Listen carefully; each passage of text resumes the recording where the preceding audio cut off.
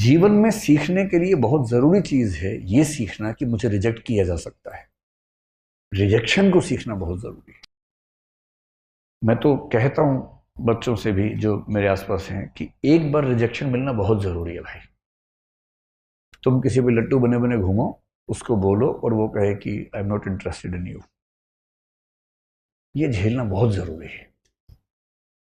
इससे आदमी के पैर ज़मीन पे रहते हैं।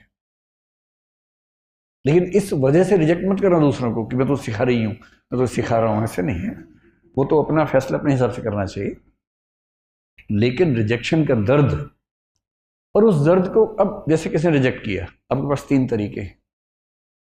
एक तरीका है आप कहें कि छोड़ूंगा नहीं, अब मैं रात दिन तेरे बारे में ही सोचूंगा, अब मैं सुबह अपने घर से उसी टाइम निकलूंगा जब तू निकलेगी या तू निकलेगा, वहीं वहीं जाऊंगा जहां जहां तू जाएगी या जाएगा।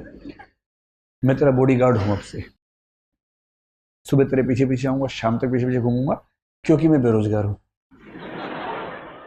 और मेरे दिमाग में इतनी आज़ादी नहीं है कि मैं कुछ और सोच सकूं जीवन में। मैं तुम्हारा बंधुआ मजदूर हूं, मैं तुम्हारा गुलाम हूं, मैं तुम्हारा स्लेव हूं। और ऐसे ही मूर्खों ने ऐसे गीत लिखे, जो तुमको हो पसंद वही बात कहेंगे, तुम दिन को अगर रात कहो रात कहेंगे। अजीब बात है भाई, तुम दिन को रात कहो मैं भी रात, मैं गधा हूं कि मैं रात कहूंगा दिन को यार। वही साहिर वाली बात, ले दे के अपने पास एक नजर ही तो है, क्यों देखे जिंदगी को किसी की नजर से, हम अपनी नजर से देखेंगे, क्यों किसी के पीछे पागल होंगे। भाई आपको कोई अच्छा लगा, आपने कहा, उसने मना कर दिया, बात खत्म हो गई। पूरी ग्रेशियसनेस के साथ, पूरी डिग्निटी के साथ रिजेक्शन को एक्सेप्ट कीजिए कि चलिए ठीक है, आपने मुझे मना कर दिया, आई एम सॉरी, आज के बाद मैं कभी आपको परेशान नहीं करूंगा। हाँ, याद रहेगा, और जीवन में कभी मिलेंगे तो मित्र की तरह मिलेंगे, दोस्त की तरह मिलेंगे। ये कह के ईमानदारी से हट जाइए, इसमें क्या दिक्कत है। दूसरा तरीका ये है कि जैसे एक फिल्मी गीत में कहा गया, तुम मुझको न चाहो तो कोई बात नहीं, किसी और को चाहोगी तो मुश्किल होगी। अरे यार, तुम ठेकेदार हो क्या? तुम मुझे नहीं चाह रही, कोई बात नहीं, जिंदगी भर कुंवारे बन के रहो, कुंवारन बन के रहो तो ठीक है। किसी और को चाहा तो मैं नाराज हो जाऊंगा। मैं अलाउद्दीन खिलजी हूं क्या? अजीब हाल है भाई, काहे खिलजी बन के घूम रहे हो?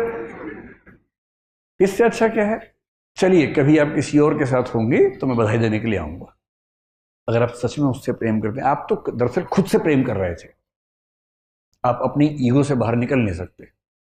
आप कह रहे हैं कि मुझसे प्रेम नहीं करती, कोई बात नहीं, इतनी आज़ादी दे रहा हूं, किसी और से किया तो आंख निकाल दूंगा। ये आप इससे प्रेम कर रहे हैं, या इसको वस्तु समझ के कब्जा करना चाह रहे हैं इसके ऊपर? आप ठेकेदार हैं इसके। ये ठेकेदारी अगर मन में आती हो, उसको मन से निकाल दीजिए, एक कायदे का इंसान बनिए। और सबसे अच्छा रास्ता है इग्नोर। किसी ने कहा कि मैं आपको पसंद नहीं करती हूं या नहीं करता हूं, आपने कहा ओके थैंक यू। उससे कहा थैंक यू क्यों? आपने कहा 4 रास्ते और खुल गए। अरे क्या हो गया इसमें, क्या हो? और एक बड़ा प्रसिद्ध शेर मेरे नाम से लोगों ने बहुत फैला दिया, तू नहीं कोई और सही। तू नहीं कोई और सही, मेरा नहीं है वो, मैं तो यहां से सुनता हूं वहां बोल देता हूं, मैं तो इतना ही करता हूं। इसका इस शेर के 2 फॉर्म्स हैं, एक फॉर्म दूसरा भी है। अगर तू है हर जाई तो अपना भी ये तौर सही, तू नहीं कोई और सही, कोई और नहीं कोई और सही। एक तो ये है, ये तो उनके लिए जब कोई हरजाई हो जाए, हरजाई का मतलब बेवफा हो जाए, है ना, ये तो उनके लिए है। अगर वो वाला मामला नहीं है, आपने गुलाब का फूल भेजा और वहां से गोभी का फूल आ गया वापस, इसका मतलब तो मुंह गोभी जैसा करने की जरूरत नहीं है, वहां उस अदा से बोलना है, तू नहीं कोई और सही, कोई और नहीं कोई और सही, बहुत लंबी है ज़मीं, मिलेंगे लाख हंसी, इस जमाने में सनम तू अकेली तुम, या फिर तू अकेला तो नहीं। ऐसा थोड़ा ना कि केवल किसी पे होगा, किसी पे भी हो सकता है, दोनों पक्षों पे हो सकता है। इग्नोर करना सीखना है, कोई बात नहीं। पर 2 दिन बाद कोई आपसे पूछे, यार तूने कार्ड दिया था, उसने तुझे रिजेक्ट कर दिया, कैसा लगता है? और आप कहें कौन? आपने कहा परसों उसने रिजेक्ट किया। किसने? उसे नाम बताया? बोले हाँ ऐसा कुछ हुआ तो था शायद। यार डिस्टर्ब मत करो, I am in relationship with someone else. मतलब है क्या टेंशन लेनी है। वही व्यक्ति सामने से आ गया, उसने कहा अब आप कैसे हैं? आपने मैं तो ठीक ही रहता हूँ। अब क्या होता है? अब और तब क्या होता है? नहीं मैंने 2 दिन पहले आपको मना किया था। आप हैं कौन? अच्छा हाँ चेहरा देखा वो लग रहा है। लोड नहीं लेना है एकदम जिंदगी में, इग्नोर करना है। और दूसरे लोग आपके बारे में 4 बुरी बातें बोले, टेंशन मत लो। मेरा तो तकिया कलम हमेशा से है, दूसरे मेरे बारे में क्या सोचते हैं, अगर ये भी मैं सोचूंगा तो वो क्या सोचेंगे। सोचने दो, कम से कम सोच तो रहे मेरे बारे में, तुम्हारे बारे में सोच भी नहीं रहे। अगर कोई बोले ना कि तेरे बारे में ऐसे बात चल रही थी, अरे बात तो चल रही थी, तेरे बारे में तो बात भी नहीं चलती भाई। मेरे बारे में बात चलती है। आप मुझे प्यार करो नफरत करो, इग्नोर नहीं कर सकते, ये क्या छोटी बात है? मतलब खुश रहने की वजहें ढूंढनी पड़ेंगी जिंदगी में, वो कोई आपको देगा नहीं। और जिसने इग्नोर करना सीख लिया उसकी जिंदगी बड़ी आसान है। अपने इमोशंस को मैनेज करना अगर सीख लिया, इमोशंस को मैनेज करने का मतलब क्या है, मैनेजमेंट ऑफ इमोशंस का मतलब क्या है, जब जब डीमोटिवेटेड हो खुद को मोटिवेट करने की क्षमता। मोटिवेशन के लिए ये नहीं करना कि ठेकेदार ढूंढ रहे हो बाहर जाके, जी मुझे मोटिवेट कर दो प्लीज। कुछ मोटिवेशन के ठेकेदार होते हैं, वो आपके अंदर पंप से हवा भरेंगे, आप गुब्बारा बन के उड़ेंगे, आपको लगता है सारा जहान मेरा है। तब तक हीलियम निकल गई, वो गैस निकल गई, हवा निकल गई, उसका धम से नीचे आते हैं। वो जो मोटिवेशन है 2 घंटे वाला, वो काम नहीं आता जिंदगी में। वो केवल इंजेक्शन की तरह है कि बहुत परेशान है, इंजेक्शन लगाया ठीक हो गया, थोड़ा सा दौड़ रहे हैं ग्लूकोज खा लिया तुरंत थोड़ा शुगर लेवल ठीक हुआ, उतना ठीक है। अंत में तो आपको खुद को खुद मोटिवेट करने की क्षमता डेवलप करनी पड़ेगी, और वो इमोशनल इंटेलिजेंस से आती है। आपके आसपास जो लोग हैं, पेरेंट्स हैं, भाई बहन हैं, उनके इमोशंस को मैनेज करना है। उन्होंने बहुत तपस्या करके आपको भेजा है, रूखे नहीं होना है कि वो फोन करे आप कहे क्या मम्मी रोज फोन कर देती हो, क्या पापा बिजी हूं पढ़ रहा हूं, ये ड्रामा नहीं करना है। उनका दिल रखने की क्षमता विकसित करनी है। टाइम ना हो तो भी दिन में एक प्यारा सा मैसेज भेज ही देना है, याद न भी है तो भी लिख के भेजना। बहुत याद आती है मम्मी आपकी। मम्मी तो उसी में 4 दिन निकाल देंगे उसके बाद खुश होकर। और मम्मी खुश है तो आपको क्या टेंशन है भाई, उन्हें खुश कर दो थोड़ा सा।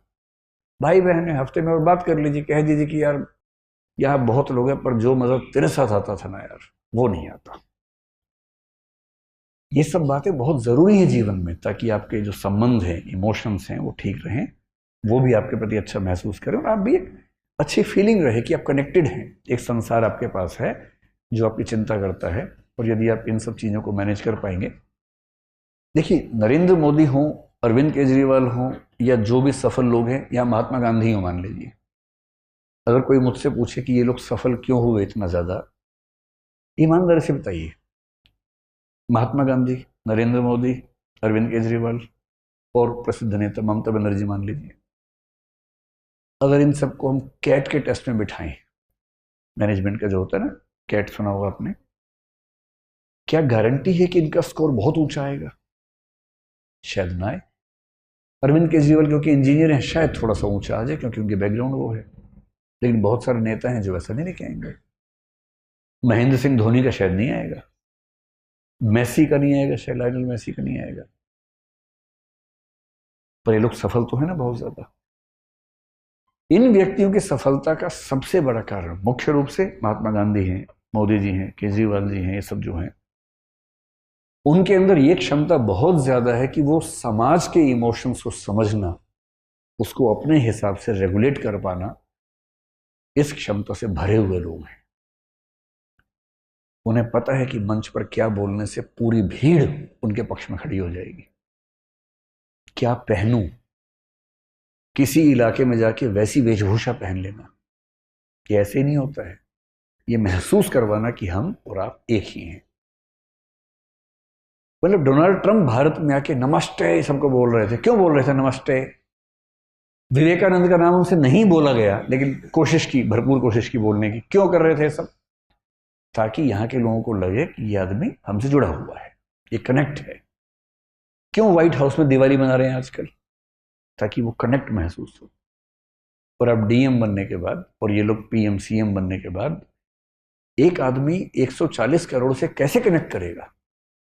तो प्रतीक गढ़ने पड़ते हैं, सिंबल्स गढ़ने पड़ते हैं, और उन सिंबल्स के माध्यम से उस सबके साथ कनेक्शन जोड़ता है।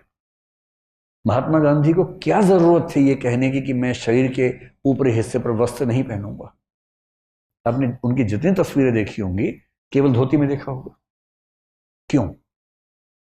क्योंकि जिस देश में लगभग सब लोग गरीब हों, उस देश की जनता को ये कैसे समझाए एक ऐसा लड़का जो इंग्लैंड से वकालत पढ़ के आया हो, वो कैसे समझाए कि मैं आप में से एक हूं?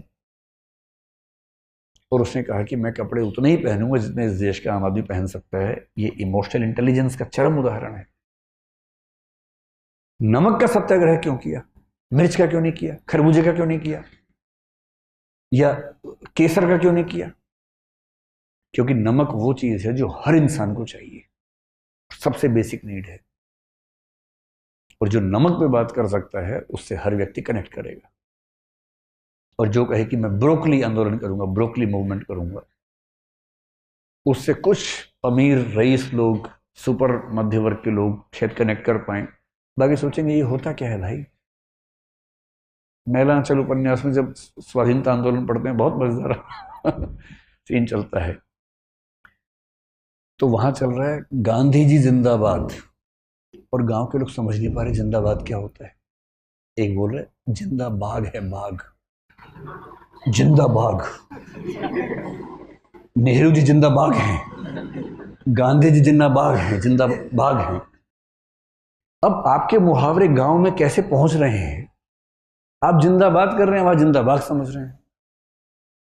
आजादी मिल गई, लोग कह रहे हैं स्वराज मिल गया, स्वराज का फल मिल गया, आजादी का फल मिल गया। अब गांव के लोग क्या बोल रहे हैं? ये कब काटेंगे फल? मीठा होता है। तो एक महान नेता वो है जो उस भाषा में बात कर सके जो एकदम आम आदमी समझता हो, उसके मुद्दे समझता हो। और आप जब डीएम बनेंगे, अगर चाहते हैं कि डीएम के तौर पे लोग आपको याद रखें, 100 साल बाद भी कहानियां चलें कि बेटा आज से 100 साल पहले एक डीएम साहिब आई थी, यहाँ डीएम साहब आए थे, ये नाम था उनका। तो उसके लिए ज़रूरी है कि आप इन चीज़ों पर गौर करें और अपने इमोशंस को भी विशेष रूप से किसी के दबाव में ना आए बिना मैनेज करें। मुझसे कोई पूछे कि सबसे महत्वपूर्ण क्या है, तो मैं एक शब्द का इस्तेमाल करता हूं जिसका नाम है PQ।